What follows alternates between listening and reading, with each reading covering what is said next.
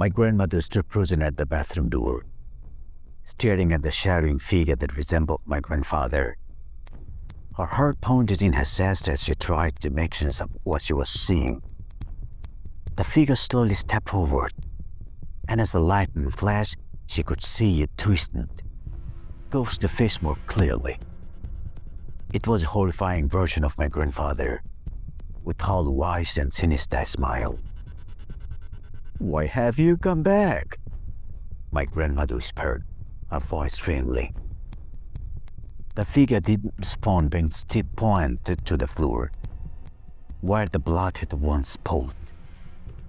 To her shock, the blood began to seep from the cracked skin, forming dark, crimson puddles. The oppressive silence was broken by a low, eerie whisper that seemed to come from all around her.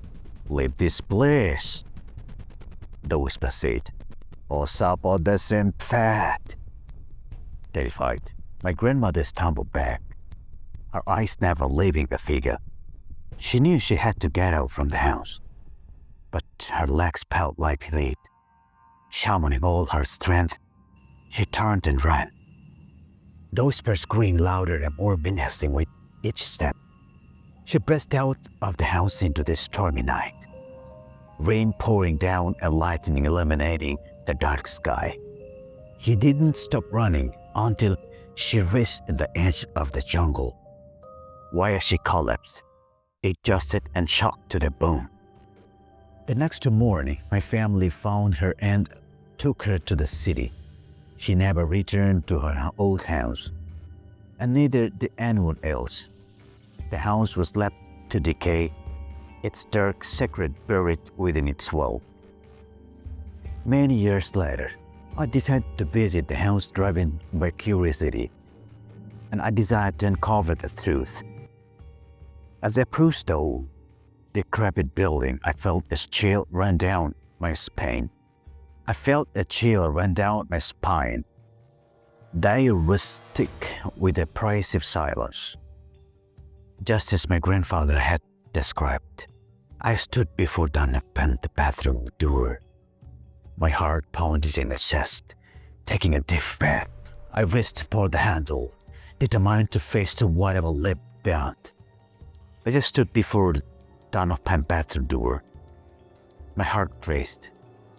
The stories I had heard from my grandfather echoed in my mind, but I was determined to uncover the truth. With a deep breath, I turned the handle and pushed the door open. The air inside was cold and heavy, just as my grandfather had described. The room was dark, but the faint light from the storm outside cast eerie shadows on the walls.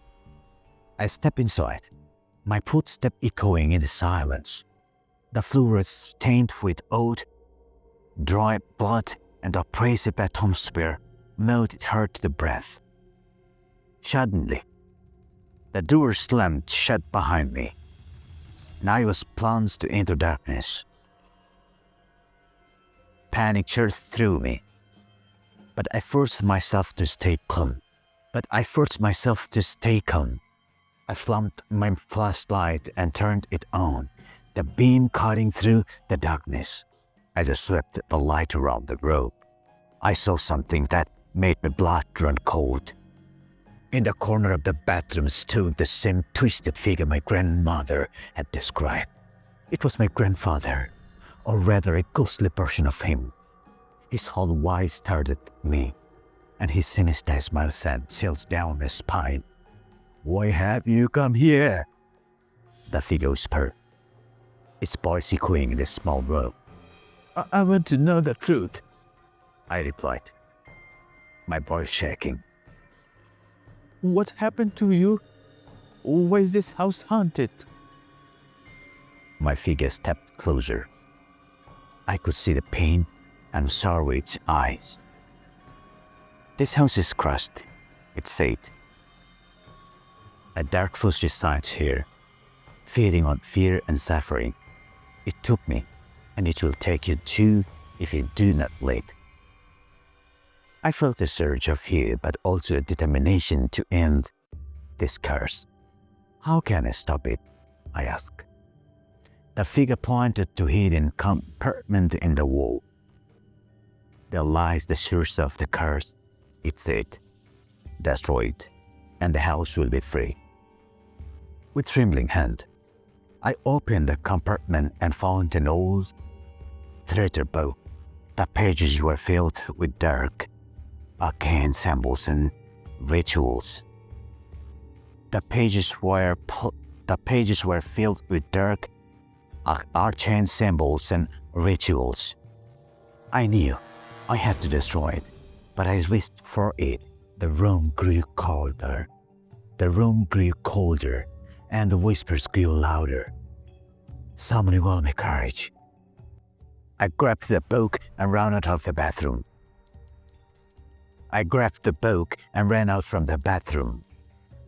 The house seemed to come alive, the walls bleeding and the whispers turning into the screams. I ran through the jungle, the book clutched tightly in my hand. When I reached the edge of the jungle, I set the book on fire.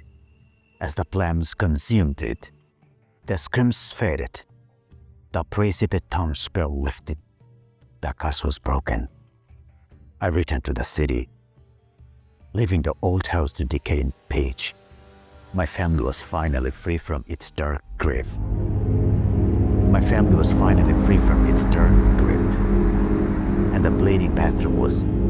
And the bleeding bathroom door remained unopened forever.